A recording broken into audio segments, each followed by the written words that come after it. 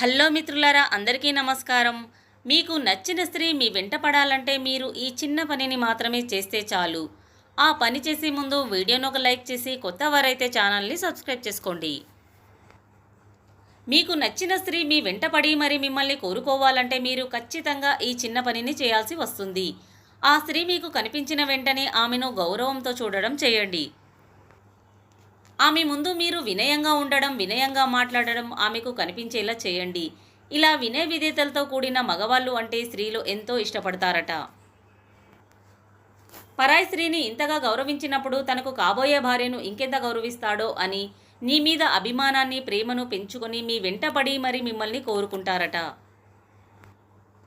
స్త్రీలను కాస్త గౌరవించి కాస్త ప్రేమను చూపిస్తే వారు ఇట్టే మీకు పడిపోతారట. స్త్రీలు కనిపించగానే చిన్న చిరునవ్వుతో నవ్వి వారిని మర్యాదగా మాట్లాడండి.